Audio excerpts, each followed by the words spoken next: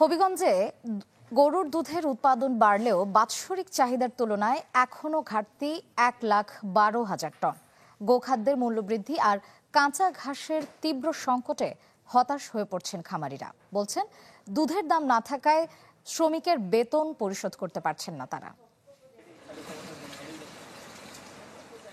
হবিগঞ্জে বাৎসরিক দুধের চাহিদা 2,83,000 টন, যার যোগান আসে নিবন্ধিত অনিবন্ধিত প্রায় 7,000 খামার থেকে। প্রাণী সম্পদ অধিদপ্তরের তথ্য মতে গেল এক দশকে জেলায় দুধের উৎপাদন প্রায় 2.5 গুণ বাড়লেও বছরে ঘাটতি থাকে প্রায় 1,11,000 টন। চাহিদা যোগানে ভারসাম্য আনতে বড় বাধা হয়ে দাঁড়িয়েছে খামারিদের লোকসানের চিত্র। সবচেয়ে বড় হইলো দানাদার এবং লেবার।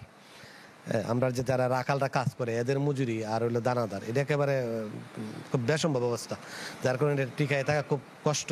আদার যে গোখাদ্য আছে প্রত্যেকটারই দাম বেশি। এই বেশির কারণে আমরা গত বছরই প্রায় খামার বন্ধ করার উপযুক্ত ছিলাম।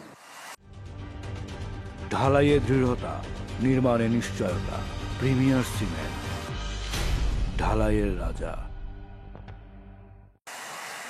দুধের কাঙ্ক্ষিত দাম না পাওয়ায় গরু পালন কমাতে শুরু করেছেন অনেক খামারি। বলছেন শ্রমিকদের বেতন দিতেই হিমশিম খাচ্ছেন তারা। 4 টনের মতো ঘাস লাগে পার ডে।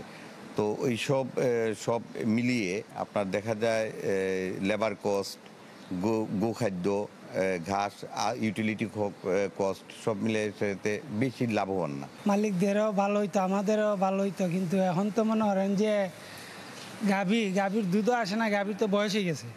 এরপরে যে খাবারের দাম দিয়া মালিক পুষাইতে পারে না। খামারিদের সহায়তা এবং দুধ উৎপাদন বৃদ্ধির লক্ষ্যে কাজ করা হচ্ছে বলে দাবি জেলা প্রাণী সম্পদ অধিদপ্তরের।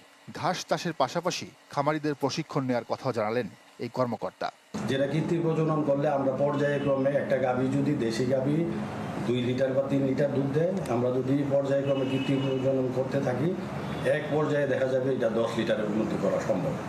হয়তো একটু সময় লাগবে, কিন্তু এটাও আমরা গুরুত্ব দিই। 2023-24 অর্থ বছরে জেলায় দুধ উৎপাদন হয়েছে 1,71,000 টন। Desk report, channel 24।